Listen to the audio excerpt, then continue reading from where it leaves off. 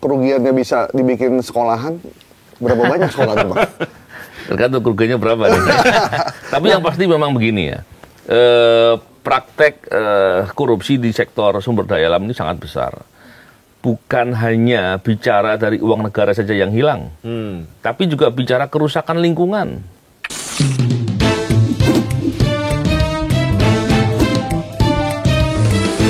To the point aja. Pak Mahfud pernah bilang begini, kalau saja pajak dari batu atau pertambangan itu dikelola dengan benar setengahnya saja, itu bisa memberikan makan seluruh rakyat Indonesia. Iya. Berarti begitu besarnya penerimaan yang tidak masuk sistem keuangan Iya. negara ya berarti ya Bang? Ya, pastinya begini. Ketika penerimaan negara itu terkait dengan tambang ya, itu kan harusnya kan ada royalti di sana, ada pajak dan lain-lain. Dan memang faktanya ada banyak komoditi tambang yang diduga diselundupkan keluar. Waktu itu kita perlu ingatkan bahwa Faisal Basri ya, Pak Faisal Basri almarhum pernah menceritakan bahwa hasil pengamatannya diketahui dalam kurun waktu sekian itu ada sekian juta ton yang kemudian terekspor tidak tercatat sebagai ekspor di Indonesia. Betul. Ya. Itu kan pasti nggak ada penerimaan negara di situ. Udah hilang aja ya. Dan banyak lagi yang lain. Cuman sebetulnya begini, bicara penerimaan negara terkait dengan dugaan korupsi dengan adanya tambang-tambang ilegal ataupun pola pengelolaannya yang dilakukan dengan cara korupsi, itu sebetulnya semua pintunya itu ada di kepabeanan harusnya. Jadi memperbaiki kepabeanan ini menjadi faktor penting. Tapi saya lihat kemarin beberapa waktu yang lalu Pak Menteri Keuangan sudah menyampaikan untuk melakukan fokus perbaikan di situ. Dan itu bagus sekali. Jadi kepabeanan yang akan jadi kepabeanan mestinya. Karena bayangkan kalau seandainya ada tambang, kemudian apakah diambil di luar dari areanya atau banyaklah modus-modus operandinya ya.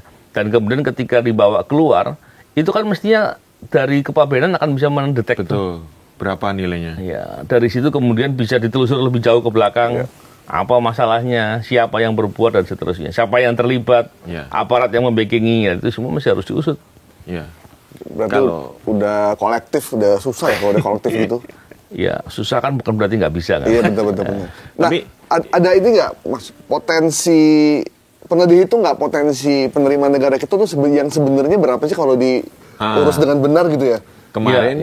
Kemarin si Pak Saididus pernah bilang ada 7.000 triliun yang tidak masuk di sistem keuangan negara. Terus kemudian berikutnya kita sama Benix yang investor itu bilang itu sekitar, kalau menurut saya sih 3.000 triliun yang nguap aja tuh. Nah, gimana kalau dari sisi Satgasus nih? Ya memang perlu dilakukan penelitian yang spesifik ya sehingga diketahui. Tapi saya yakin dari Kementerian Keuangan seperti kemarin Pak Purbaya sudah bicara seperti itu, tentunya mereka juga punya data soal itu. Dan kami juga melakukan riset dengan beberapa bidang. Karena memang datanya data yang tertutup, jadi kami nggak bisa publish ya. Tapi intinya kerugiannya itu cukup besar dan memang harus diperbaiki. Besar ya? Angka besar ya? Pasti angka besar. Bahwa jumlahnya masih tertutup. Bukan tertutup, karena memang kami tugasnya tidak untuk memberikan rekomendasi saja. Kami nggak diberikan kewenangan untuk melakukan tindakan langsung gitu kan. Dan data yang kami peroleh pasti data-data tertutup. Itu kalau kerugiannya bisa dibikin sekolahan, berapa banyak sekolah tuh, Bang? Tergantung kerugiannya berapa nih. Tapi yang pasti memang begini ya, praktek korupsi di sektor sumber daya alam ini sangat besar. Bukan hanya bicara dari uang negara saja yang hilang, tapi juga bicara kerusakan lingkungan. Dan banyak lagi lah persoalan-persoalan lain. Dan kalau kita lihat persepsi ya soal tambang ya, kepemilikan tambang. Kan ini mesti harus didudukkan dengan cara yang benar ya. Karena kebanyakan orang punya wilayah tambang, dianggap semua hak di bawahnya itu punya dia. Padahal bagaimana kalau cara berpikirnya nggak seperti itu. Itu milik negara, diberikan hak untuk mengelola, untuk mengolah sebagai kontraktornya, nanti dia diberikan hak keuntungan dari apa yang dia lakukan. Intinya milik negara harusnya. Nah, sekarang yang bagaimana ini? Lah, rezim tentang pertambangan ini memang harus didudukkan dengan cara yang benar. Jangan sampai kemudian ada persepsi seolah-olah ketika punya area, semuanya punya dia. Dari bawah tanah sampai langit itu miliknya dia gitu ya. Saya kira konsepnya mestinya nggak seperti itu harusnya. Sehingga ada orang yang punya tambang itu kaya sekali. Dia punya kekayaan sebegitu besar sampai bisa beli pesawat. Iya. Jadi ini kan kita aneh gitu. Dia ngambil mengeruk tambang dari bumi Indonesia, tapi dikuasai sepenuhnya oleh dia. Negara cuma dapat pajaknya aja. Sementara kerusakan dan segala macam dibiarkan. Ini kan mesti diubah ya persepsi ini. Iya, dan lagian begini. Bicara tambang di sana bukan berarti bisa diambil dengan semaunya sendiri. Karena dampak lingkungan masih harus dihitung. Terus yang kedua, kalau kita lihat tambang ini kan kebanyakan kan mengeruk ya. Kalau mengeruk itu kan ada tanggung jawab untuk menutup kembali reklamasi. Tapi masalah dana reklamasi juga masih banyak persoalan hari ini. Uangnya kemana dan seterusnya, apakah kemudian ditutup dengan benar, apakah kemudian dikelola dengan benar uangnya. Belum lagi tambang-tambang yang masuk ke area kawasan hutan. Itu juga banyak sekali persoalan-persoalan itu. Dan itu semua memang harus dihentikan dan ada upaya untuk menjaga dan mengoptimalkan pola pertambangan itu sehingga manfaatnya betul-betul buat negara, buat masyarakat, dan pola-pola untuk mencari keuntungan sendiri yang merusak lingkungan, merusak kepentingan masyarakat itu harus segera dihentikan. Waktu jadi penyidik di KPK, Bang Novel, pernah nggak melakukan penyidikan dalam korupsi tambang ini? Secara sendiri saya belum pernah. Tapi saya pernah bersama-sama dengan tim yang lain yang sifatnya saya supporting, saya membantu. Waktu itu kalau nggak salah terkait dengan Gubernur Sultra rasanya. Nah, itu saya pernah membantu dalam proses penyidikan, tapi bukan saya menangani langsung sendiri. Tapi memang persoalan korupsi di sektor sumber daya alam itu betul-betul luar biasa, kejahatannya begitu besar dan kemudian nilai kerugian negaranya itu sangat besar. Negara rugi itu bukan hanya uangnya yang hilang, tapi kewajiban negara untuk memperbaiki dari lingkungan yang rusak itu kan menjadi nilai yang nggak terhitung. Iya, itu kan sampai Pak Prabowo kan geram tuh di pidato 17-an itu. Sampai backing jenderal-jenderal. Iya. Tolong jangan ini kan.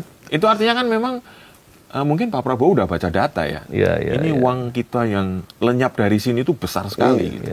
Sementara kita mau nyari dana untuk MBG aja masih susah kan? Ya, untuk efisiensi macam-macam. Nah, sementara di pihak sana uangnya itu, waduh, udah dibuat pesta gitu. Iya. Kita lihat itu deh, lihat ada yang pidatonya Pak Prabowo. Ini adalah yang saya lihat, ya, yang kita harus beresin nanti semua ini adalah suatu, menurut saya, perampokan sistemik. Sistem yang dibuat dan kelengahan elit kita selama ini sehingga kekayaan kita terkeruk. Berarti sistemik ya? Jadi begini, tadi menarik yang dikatakan sistemik tadi. Sistemik dalam konteks kejahatannya. Tapi jangan sampai kitanya sebagai aparatur atau sebagai mewakili negara bertindaknya parsial. Itu salah. Nah, kita harusnya juga melakukan perbaikan secara sistem juga. Agar yang ditindak itu menimbulkan efek jera buat yang lainnya juga nggak berani berbuat lagi. Dan orang yang masih punya potensi berbuat sulit atau nggak bisa berbuat karena sistemnya dibuat sedemikian ketat. Nah, ini harusnya yang dilakukan. Karena tadi yang disampaikan Pak Presiden kan ketika menyampaikan betapa marahnya melihat praktek korupsi, itulah dulu kami ketika di KPK melihat fakta-fakta itu. Dan saya kira semua orang ketika mengetahui betapa parahnya perbuatan korupsi, maka orang pasti marah sekali ketika dia punya nasionalisme yang benar. Nah, kalau kita lihat lagi, korupsi kan pada dasarnya kan mengkhianati negara. Nah, ini yang mesti harus dilihat bahwa persoalannya ini begitu luar biasa, begitu besar, dan kita mesti mendorong semua pihak untuk betul-betul mau untuk memperbaiki. Memperbaikinya bukan parsial, tapi secara sistematis sehingga bisa berdampak yang berkelanjutan yang baik. Bang, itu harus dilakukan.